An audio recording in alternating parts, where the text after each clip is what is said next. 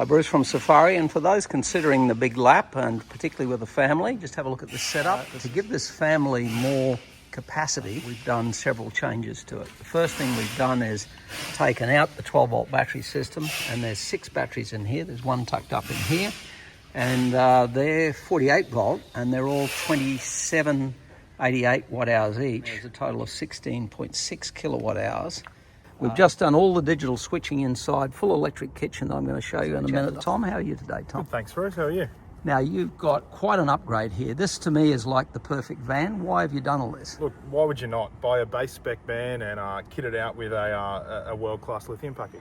So these switches we can put everywhere, all throughout the van. You can put them wherever you want.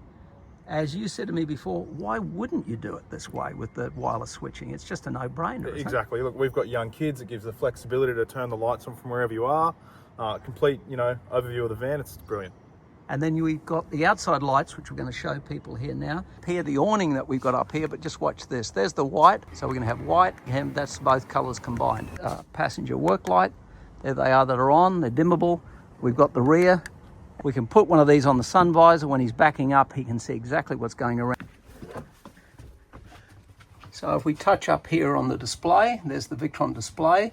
You can see all the lights that are up here. Here's the bed light, the kitchen light, the bunks, the ensuite, the entry step here. I can just turn it on and off. You can probably see the reflection there.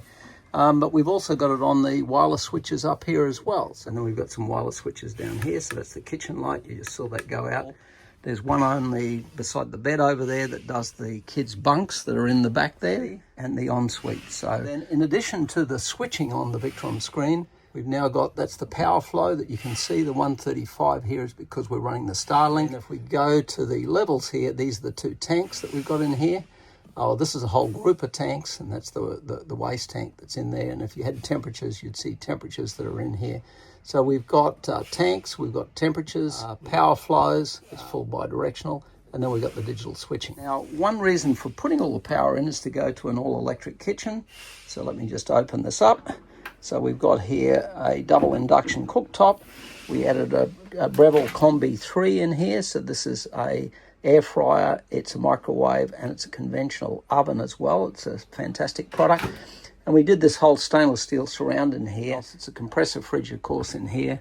Everything else is the same. So we don't disturb any of the 12-volt circuits that are in here, other than we connect the lights up into the digital switching, which work quite well on this brand, in this van. All digital switching that's occurring here. All the power flows, all on one touch display. How good's that?